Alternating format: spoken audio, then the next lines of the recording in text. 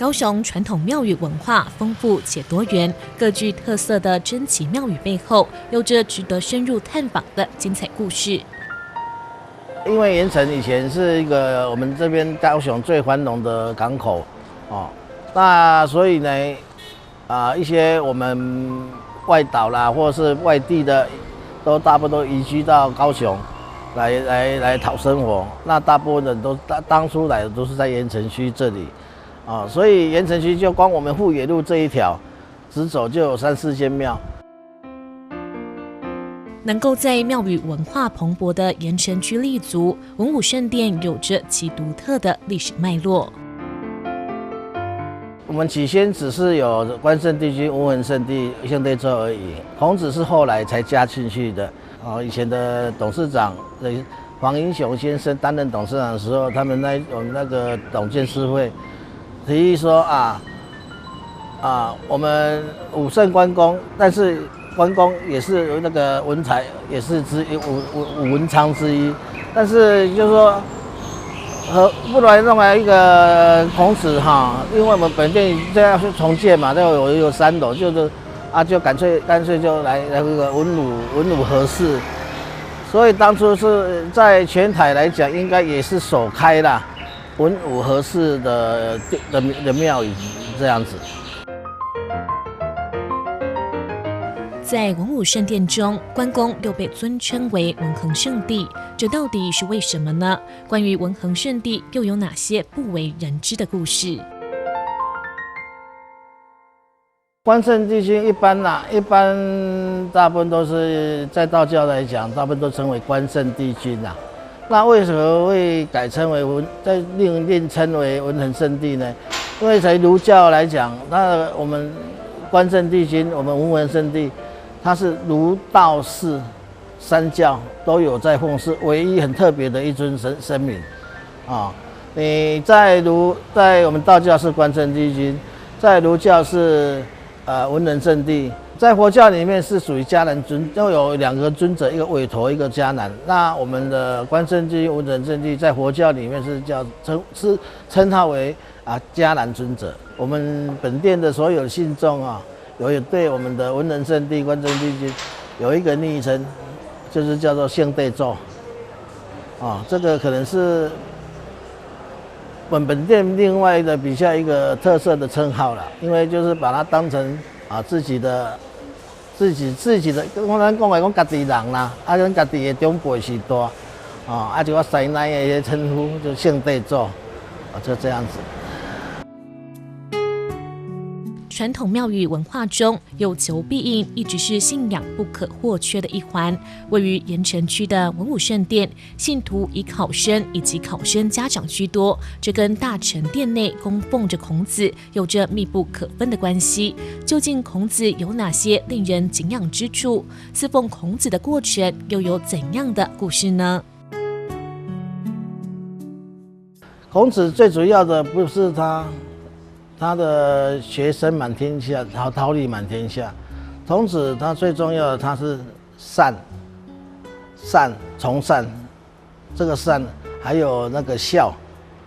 善跟孝，就像他的一个很得力的那个弟子他就铸造了一部《孝经》，这是对我们整个中华民族血统是非常非常非常的重要的，因为人无孝的话，社会世界一定会大乱。所以其实祭拜孔子也不完全就像我刚刚讲的，只是他的学术方面。当然孔子的学术当然是没话讲，是对我们的整个历史来讲跟那个都是非常重要。其实他更深远的是他的善跟孝。为了不让传统消失在时代洪流当中，文武圣殿甚至保留了代天宣化的宣讲传统。宣讲的这个是一种很传统、很古老的一种那个教化人心的一种仪式它是借着说故事的方式来教化听众说哪些事可以做，哪些事不能做，哪些事做了会怎么样那随着时代的变迁，以前是每次宣讲都是很多人在听。随着时代变迁，因为现在电视啊、网络啊什么都看得到，还有人在家里坐着，电视冷气吹着就看得到了所以渐渐的这个是稍微有点式微的啦。但是本店现在还持续保有这个传统的文化。进香。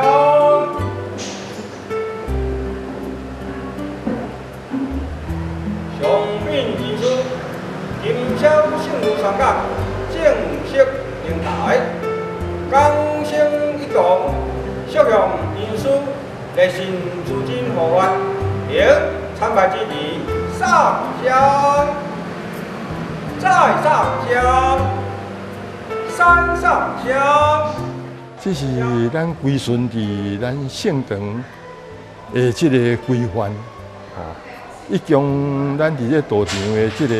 礼仪，这是必须要的这个过程。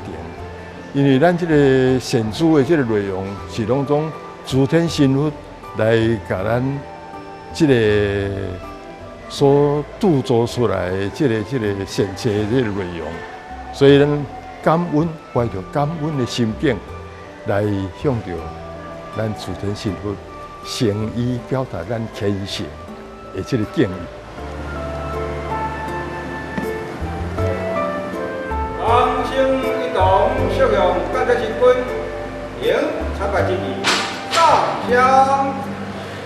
再上香，三上香，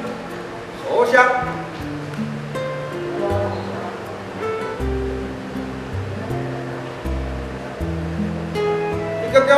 这个缘由就是说，我们前辈在差不多100年前就开始的啦，开始有这种宣讲的这个代天宣化，这是教化了那么这是一路来到今年，就是听到我们的前辈是说，是将近100年了。主要目的是启发人心嘛。现在我们的人心，你看社会很堕落那个很腐化。我们是讲一些大道这个道理给他们去修行各个提升我们心灵上的那个提升以后，那么他会心境会转变，心境转变的念头都会很正确他有这个善念善念以后他就不会做那个坏事嘛大家就是过着很安平和乐的社会是这个乱港拢来制作这个神书新鲜干贝来制作是神书因为咱做遐日子外的人更加爱大家较团结较好好咧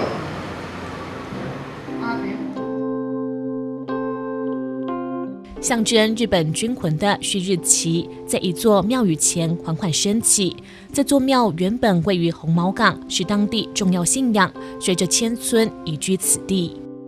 伫阿门港当时还未迁村的时阵，伊是一个渔村。那当时遐人拢是靠掠鱼为生嘛。那宗教的信仰当然拢是举香拜拜，祈求讲掠鱼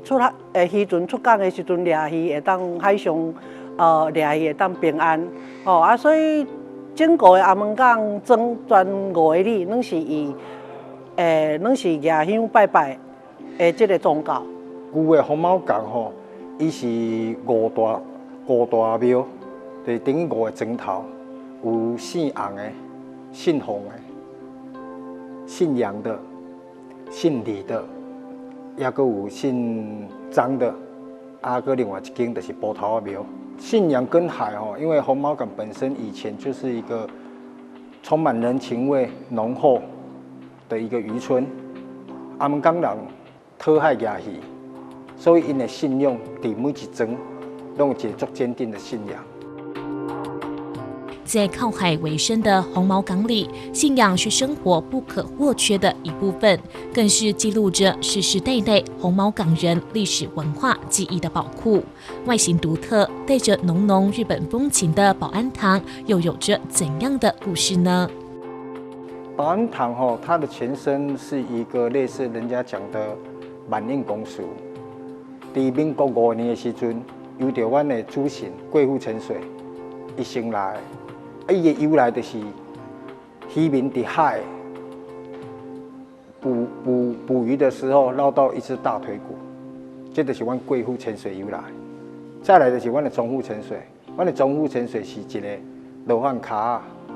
无主的，人家起来遮供奉。迄当时是民国12年，伊至目前，阮红毛港的代表性人物，就是阮的海富大元帅。伊是民国35年离出世界大战线的时阵，由着暗港渔民伫小琉球外海西南迄边割着伊的头。当下割着伊的头的时阵，渔民讲这唔好，这单掉。一般人啊，一般渔民第一个反应就是割着这骨头啦，就要单掉。迄当时是割着阮海富大元帅阿达妈，就是头颅，大家看到嘛惊着，就紧单掉。一而再，再而三，到割到第3届的时阵，渔民就讲无我甲你带转来好啊，无这你一直地我嘛佫举无，嘛毋是办法。好，无我甲你摕转来阮阿门港的成个万宁公司的保安堂的前身来遐供奉好啊。台湾信仰的敦厚包容，让这位日本军官有个栖身之所。然而，他真实身份到底是谁呢？迄当时起价的时阵，大家拢听无啊，愈叫日语啊，只好就找会晓翻译的来解说伊是啥物人，伊是咧创啥货。因为这个人都好比咱身躯边的朋友，伊袂晓讲日语，常常有一天起价起来讲日语，咱也真正好诶听无。加在有人会晓讲日语，甲伊对谈了，较知讲，原来就是阮海富大元帅要开始行基啊！所以伊就交代，伊这个学生就是咱咧讲基督，伊这个学生爱共款正统去受禁49天，出来了后，较来会当来祭祀，来解惑，来互信徒大家对伊有一种信仰的象征。因为阮内底有拜日本神，所以伫民间台日的民间交流，红毛港也是扮演一个不可或缺的角色。这几年来，由着较早日本人知有这个阿门港的庙，咧拜日本人的时阵，对40-50个人，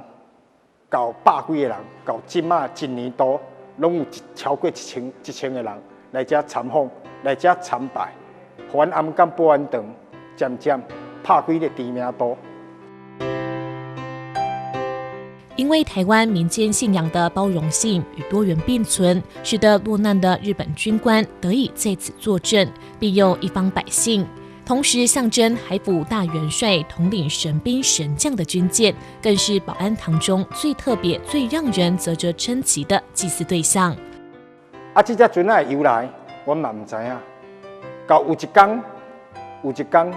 阮要去日本进香，声明交代讲爱日本进香。第一个所在就是Okinawa琉球，伊的护国神社。伊讲恁的自然会找到恁想要爱的答案。果真啊，真正讲，阮伫遐的时阵，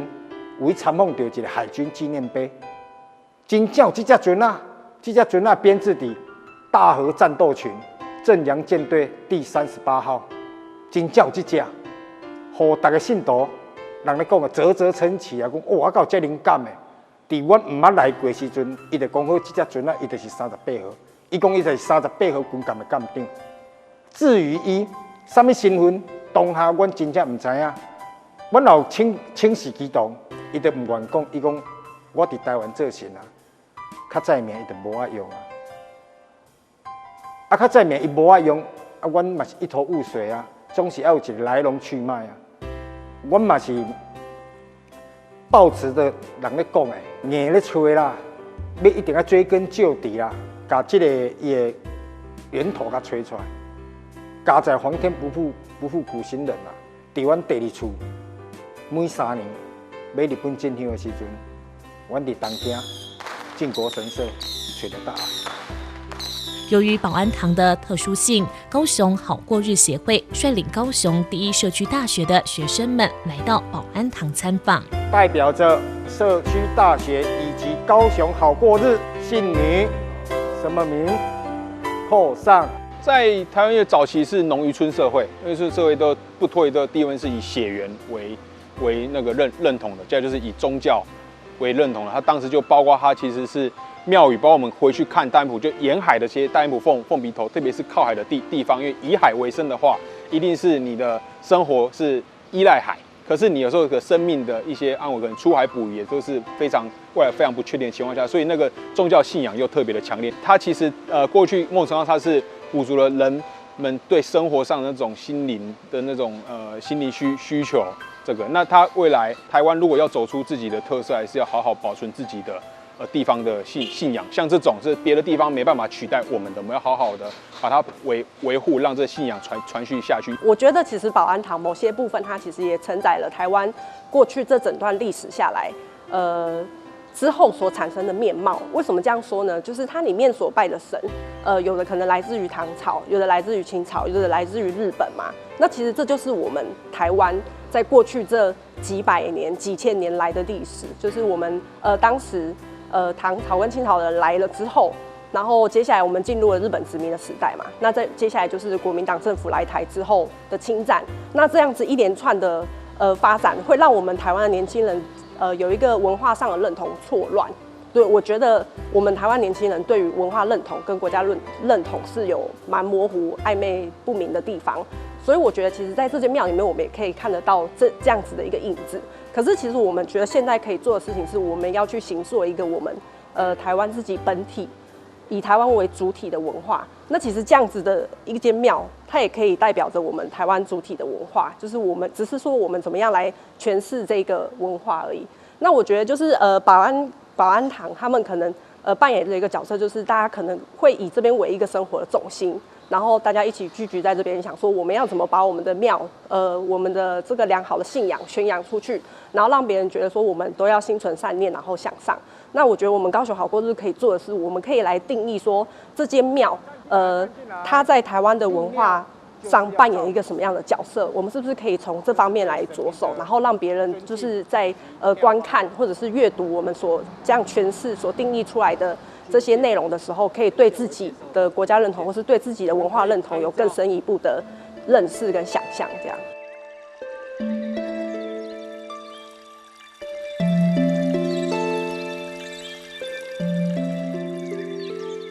左营的莲池潭畔，因为依山靠水，成为早期先民居居的风水宝地，并从各自的原乡带来了多种多样的神灵，使得这个周长仅有4公里的莲池潭拥有广为人知的环潭石庙。环潭石庙哈，其实主要是因应那个高雄左营的这个特别的这个祭典万年祭哈所衍生出来的环潭石庙。那他当初是要找几间比较有特色的庙出来，但是因为左营的庙太多了，所以呢，我们就特别找出比较大的这些庙。那左营这边为什么庙会这么多？它真的是台湾其他地区里面比较一个特别的地方，因为每一个地方通常都是一个庄头、一个角头，然后会有一个角头庙。那我们左营这个莲池潭西边这一块。小小的也不说大不大，说小不小的地哦，它就有1甲到7甲。简单来说，就是1甲有1甲的角头神，2甲有2甲的角头神，3甲3甲有。然后呢，1到7甲又有一个共同的一个角头神。地方呢又有一个地方的祭主，那个城隍庙哦，所以我们这个地方的庙宇啊，其实在台湾来讲是密度最高的。那不止公庙。公共的公庙哦，那也有很多的私坛小庙，加一加哦，那绝对是超过10这个数字的，哎，那这就是它特别的一个地方。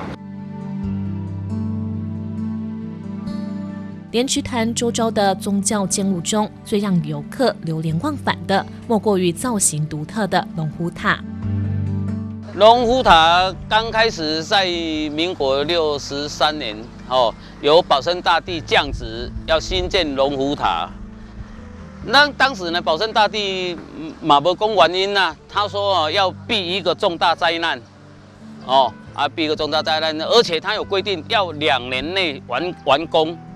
所以说当时呢是几乎可以分日夜2班工在赶工。到65年完工。哦，后来我们才知道，66年的时候有一个台风塞洛玛，相当的厉害。哦，但是我们左营地区呢，一般都还，虽然啊一些工厂啊设施受创严重，可是人员的伤亡几乎很少，所以说到后来才知道，盖龙虎塔的意义原来是在这里。龙虎塔兴建的起因与地方上保生大帝的信仰息息相关。最令人感到神奇的，就连内部的彩绘与装饰，相传也都是按照神明指示所设计。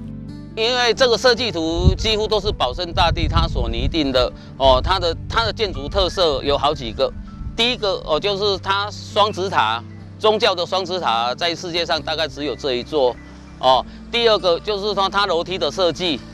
它楼梯的设计符合现在的 DNA 的螺旋状，上楼跟下楼两个不会冲突到，只有一组楼梯，可是它是双螺旋。我有很多建筑师都来参观，它这个螺旋到底是怎样去铺设才会这么神奇第三点就是这个我们称为七星桥因为离庙也是不远啊，如果要做一个直桥比较单调保生大帝就采取北斗七星的阵势他所规划的这个曲桥叫做七星桥。历史悠久的慈济宫祖祀保生大帝，然而慈济宫所供奉的保生大帝又经历过什么样独特的历史呢？慈济宫主祀神明是保生大帝保生大帝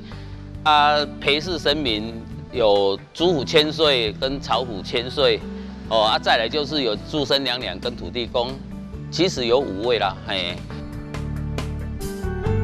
保生大帝是民间信仰中常见的神灵，因为掌管医药学问，在医学尚未发达的传统农业时代，是许多人的核心信仰。我们慈济宫的保生大帝，相传是供奉在刘国轩元帅的战船上面，因为那阵郑成功伊打慈济东宫借梁柱去盖战船的时候，伊跳掉慈济宫的宫殿，所以说那个刘元帅他就供奉一尊保生大帝到他的战船，所以讲是安尼来的。郑经主政那时候有一个很大的瘟疫，那时候厦门都还是归于正式的军事范围嘛。迄阵未落去，就是迄阵都要规个来的时阵，台湾潮湿炎热，所以说它瘟疫丛生啊。那时候瘟疫去世的，像刘元帅就是那时候去世的。以安保生大帝那时候迎回来有10尊的保生大帝。我们慈济宫的保生大帝是最大一尊，是4尺2，其他的9尊分祀于安平啊、万年县啊，还是各个角落说也很神奇，隔年的瘟疫就平息了，就是说因为瘟疫平息那时候国力大伤啊，所以说清朝那时候才派施琅来占领台湾，台湾也几乎是不战而降啊。被当地人尊称为老祖庙的慈济宫，不仅保留了台湾历史文化中最宝贵的传统，也见证了台湾在不同时代的变化与传承。在高雄推广观光的政策氛围中，慈济宫如何看待信仰与未来的发展呢？庙宇它有一个最大的功用就是安定民心呐，劝人向善，它最大功用再来就是说看看各个神明他的功绩比如说像保生大帝，他就有一个故事流传嘛以前要过台湾海峡的时候，讲出门就要靠妈祖嘛，那因为要过台湾海峡，大概风浪很大，安居就要看老祖，所谓的老咒一般都是说保生大帝，都要安居乐业怎样，所以都来求保生大帝，因为他掌管医药啦。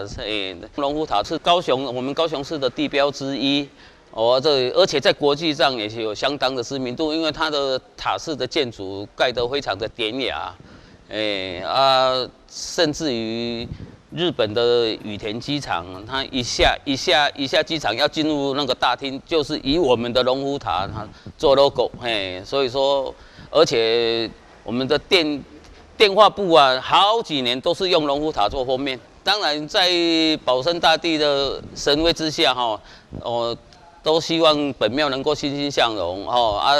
要结合社会救助啦、文化的承传啊，这以后我们要走的路线就是这样。